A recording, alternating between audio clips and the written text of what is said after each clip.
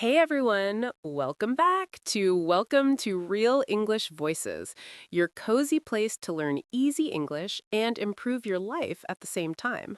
I'm Ria. And I'm Tom. So happy you're here with us again. Seriously, we love hanging out in your ears. Hanging out in your ears. I love that. Yeah, we're like two tiny English coaches just sitting in your headphones. Tom, you seem like you just stepped out of a comic book today, but I love your energy. What's the secret? Honestly, two things. Number one, I actually slept before midnight for once. And number two, I told myself this morning, okay, Tom, today we are not living on autopilot. Not on autopilot. I like that. So no zombie Tom today. No zombie Tom today. I still love my coffee, of course, but I didn't want coffee to be my whole personality. I did a small stretch, opened the window, took a deep breath, and my brain was like, whoa, new life. That sounds nice. Meanwhile, I had one of those mornings where I argued with my alarm clock 3 times. But I did one small thing different. I listened to music instead of scrolling my phone. Music instead of scrolling. That's a really nice switch. Yeah, it felt softer, calmer. My brain woke up slowly, not with 100 notifications. See, that's already a tiny life upgrade. A tiny upgrade, but a real one. A tiny upgrade, but a real one. And that's actually part of our topic today. Yeah, because today we're not just talking about mornings, we're talking about your whole life. Totally. Today's topic is a big one. I had this quiet moment yesterday. I was looking at the window and I thought, why do some people totally flip their life and other people feel like they're walking in circles for years? Oh, I know that feeling. You see one person who used to struggle, maybe with money, with confidence, with English, and suddenly they're glowing. New job, new energy, new life. And you think, wait, what did they do? What did I miss? Exactly. And then I thought about my own English journey. In the beginning, it felt like climbing a huge mountain. So many words, grammar, strange sounds. I felt tired just thinking about it. Same here. I used to believe if I just learn a big list of words, I'll be fluent. But later, I understood it's not only about words, it's about your daily habits, your mindset, the way you think, and how you actually use English in real life. And then something clicked in my head. I thought, oh, life change works the same way. Most of the time, your life doesn't change from one dramatic movie moment. It changes from many small choices day after day. Yes, tiny decisions repeated again and again, and those little decisions slowly build a new version of you. So today, we'll talk about how to change your life one small step at a time, in simple English with real examples. Yes, but before we go deeper into today's topic, we want to ask you for one tiny favor. Yeah, one small move for your finger and one big help for this podcast. Yeah, if you enjoy learning with us, please like this episode and subscribe to the channel. It really helps more learners find Welcome to Real English Voices. And we'd love to hear from you in the comments. You can write one simple sentence. Like, I'm your name from your country, and one small thing I want to change in my life is... And we really read your comments, and we love to know about you. They help us understand your life and your dreams, and when you write, your English brain has to work. Choose words, build a sentence. That's real practice, not just listening. All right, let's jump into today's topic, what it really means to change your life. And by the way, today's episode is a B1 level episode. So that means it's great for intermediate learners. The English is clear and simple, but still interesting and deep.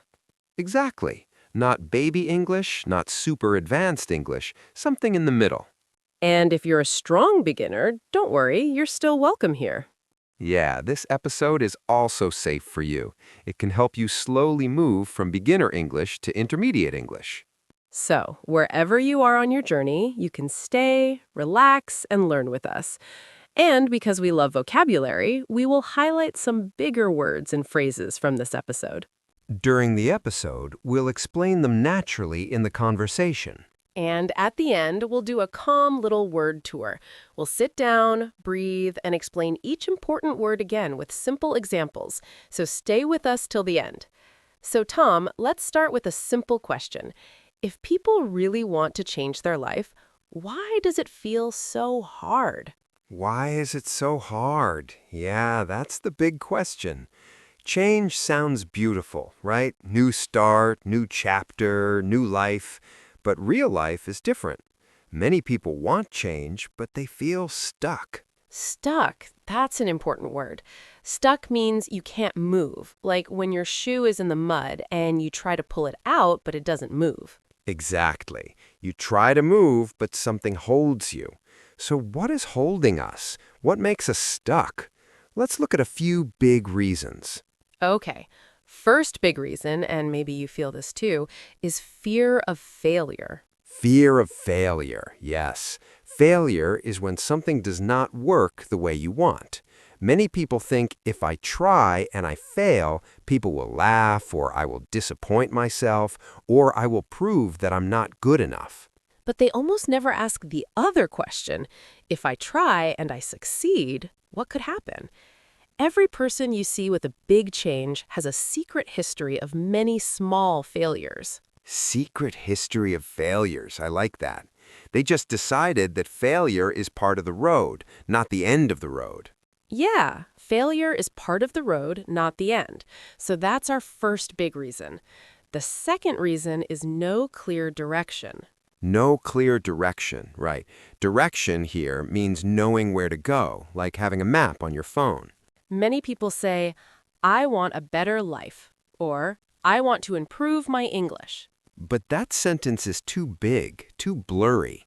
Blurry means not clear, like a photo that is out of focus. You can kind of see something, but it's not sharp. So their dream is blurry, and their plan is also blurry. And when everything is blurry, people wait. They wait for a big, perfect master plan. And while they wait, nothing really changes. Yeah, that waiting room feeling.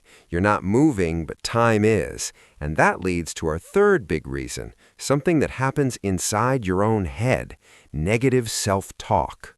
Negative self-talk. This is a strong one. Self-talk means how you talk to yourself in your head, the voice inside. Yeah, sentences like, I'm not smart enough. I'm not an English person. People like me never change. These lines are like poison in your brain. And if you hear that poison voice every day, of course you feel small, scared, and tired before you even start. Totally. And then there's another very common trap, waiting for motivation. Waiting for motivation, yes. People say, I'll start when I feel ready, or I'll practice English when I feel motivated. But in real life, motivation usually comes after you start, not before. You take one small action, and then your brain gives you a little bit of motivation as a reward. It's like first you move your legs and then the energy comes. I remember this with exercise, actually. I was waiting and waiting for the perfect day to start running again. New month, new week, nice weather. Right, you were waiting for everything to be perfect. So what changed? I made a deal with myself. Just 5 minutes, not more. I went outside, walked a little, then ran a little. After that, I felt proud, just a little. And that small pride gave me the energy to do it again tomorrow. I had the same thing with English speaking. For a long time, I thought, my accent is bad. I will sound stupid. I waited to feel confident before speaking, and of course that feeling never came. Yeah, the confidence never arrives first. So what did you do? I finally said, okay, I will sound silly, but I will speak anyway. I made mistakes, but each conversation made me a little braver.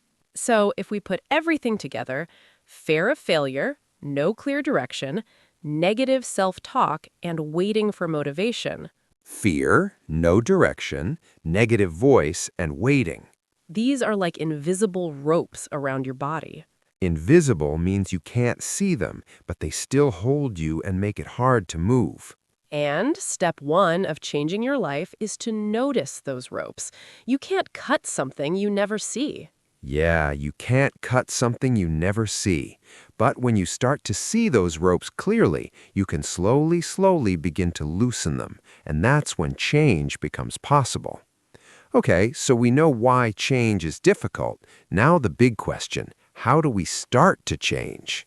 This is where small steps become powerful. Many people imagine change like a big explosion. Boom, new life. But real change is more like growing a plant. Yeah, you don't shout at the plant, grow now. Like you give it water every day, a little sunlight, and time. Exactly. Those daily drops of water are like your small actions. They look tiny, but they add up. There is an idea that I really like, becoming just a little bit better every day, like 1% better. Add up is a nice phrasal verb here. It means many small things together become something big over time. For example, 5 minutes of English today doesn't look like much, but 5 minutes every day for 1 year? That's many hours. And habits are the engine behind that. A habit is something you do again and again, almost automatically. Like brushing your teeth, checking your phone in the morning, or hopefully listening to a podcast in English. Yes, there is a famous book called Atomic Habits by James Clear. He says that your habits slowly shape your identity. Identity is who you believe you are. Like if I read in English every night, even for 10 minutes, after some time I start to think, I'm the kind of person who reads in English. And that idea about yourself makes it easier to continue. So, what are some small habits our listeners can try? Maybe one page of an English book every night? Or write 2 sentences about your day in English? Or listen to this podcast while you cook or clean? Or one tiny mindset habit. Every time you say, I'm bad at English, you stop and change it to, I'm learning English. That is a small but powerful switch. The key idea from this part: tiny actions done again and again can secretly build a huge change in your life.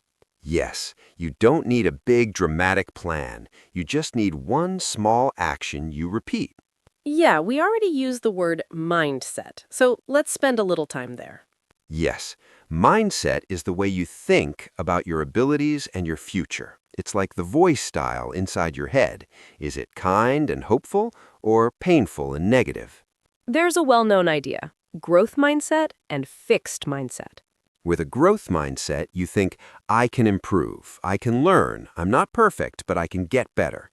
With a fixed mindset, you think, this is just who I am. I'm bad at languages. I can't change. And guess which one helps you more? Yeah, it's not a big mystery. And our brain also has a kind of filter system. The long name is Reticular Activating System, RAS.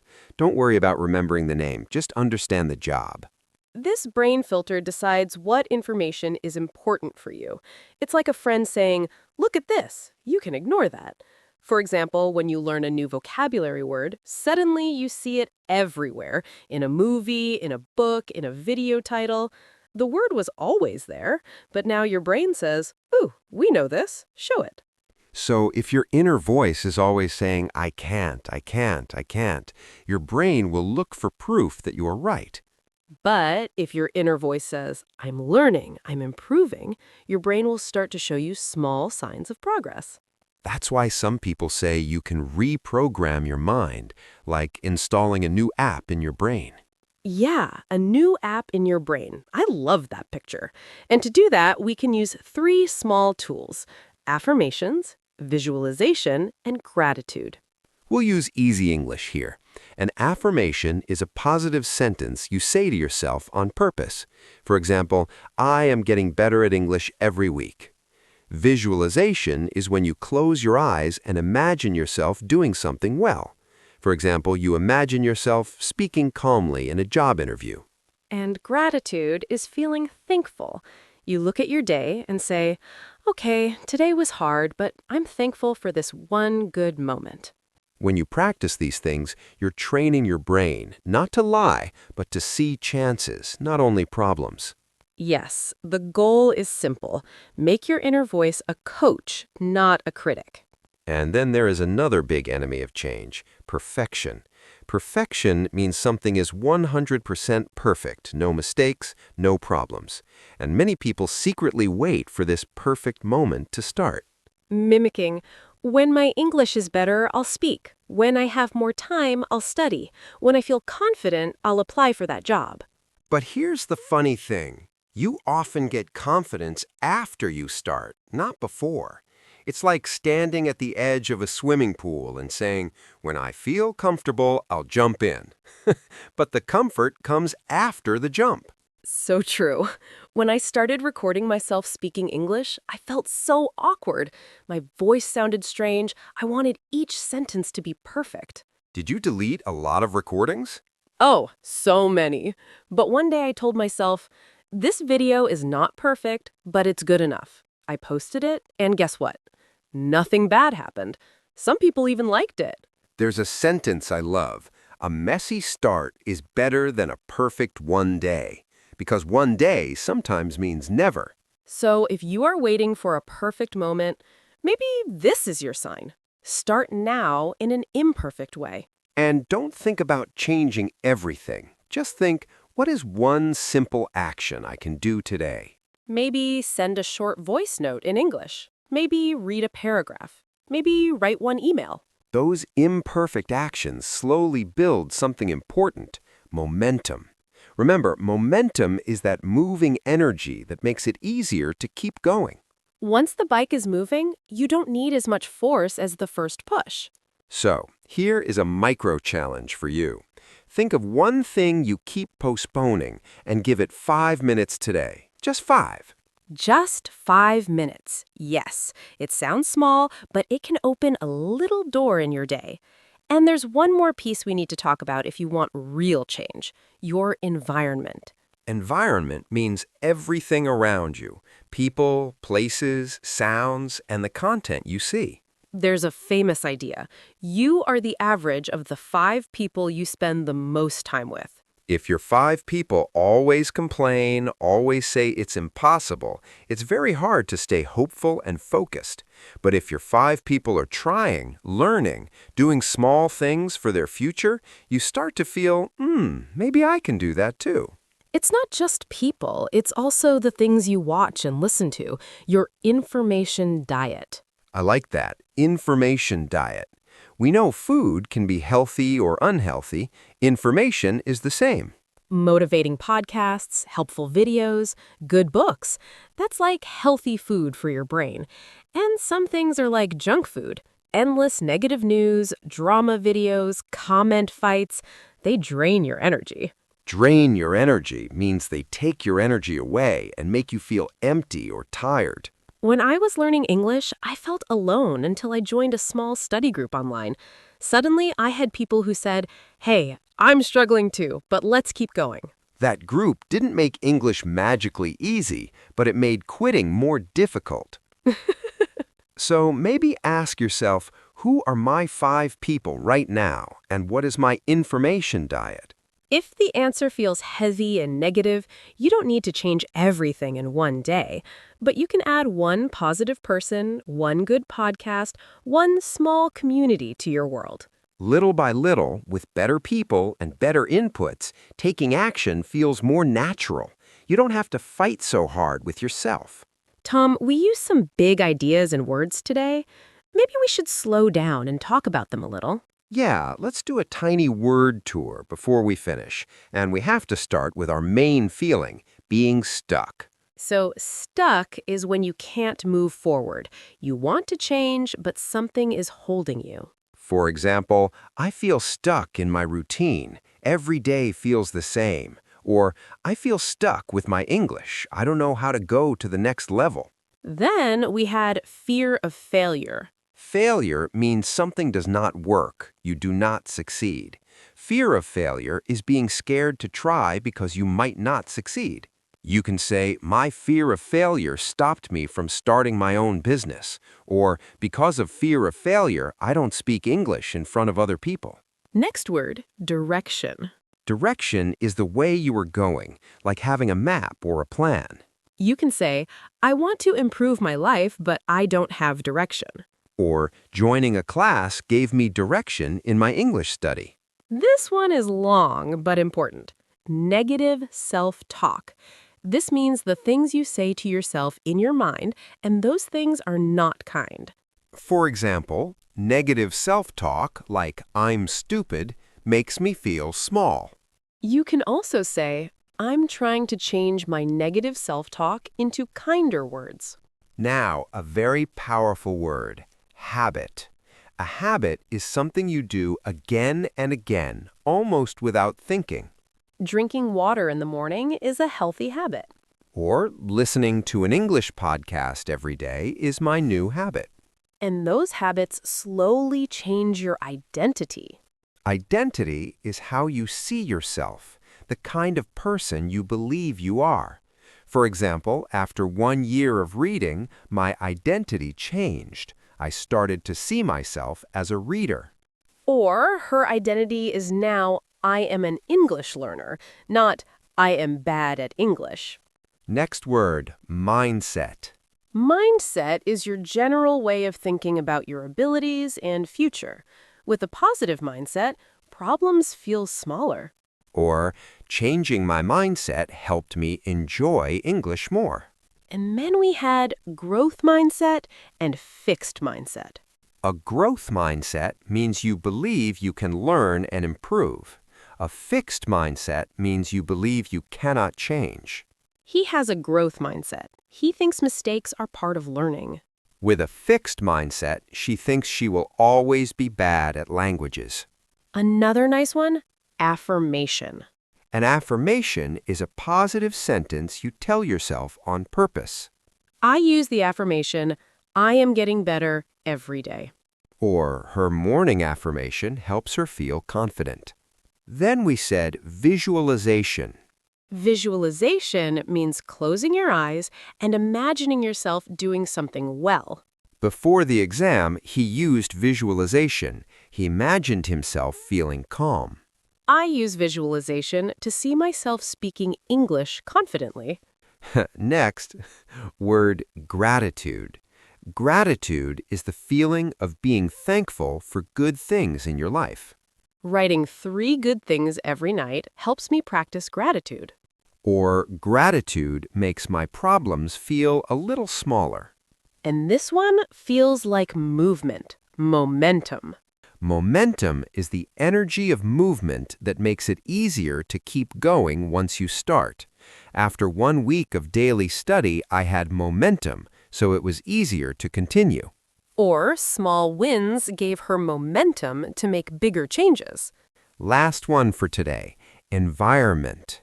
Environment means everything around you, people, places, and information.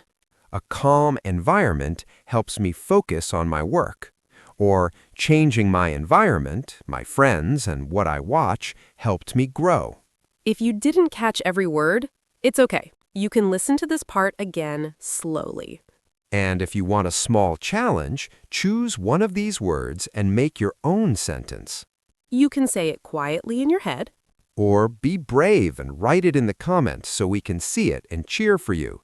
That's like sending your English to the gym, a short, friendly workout. Yeah, a little English gym where we are all training together. Thank you for spending this time with us. Remember, you don't need a perfect plan. You just need one small step again and again. We believe in you. Little changes every day can really change your life. If this episode helped you, share it with a friend who also wants to grow and learn English. Take care, keep going, and we'll see you in the next episode of Welcome to Real English Voices. Bye for now. Bye. Your progress doesn't end here. To continue advancing your English skills, click on the next video or explore the additional videos we've thoughtfully selected for you.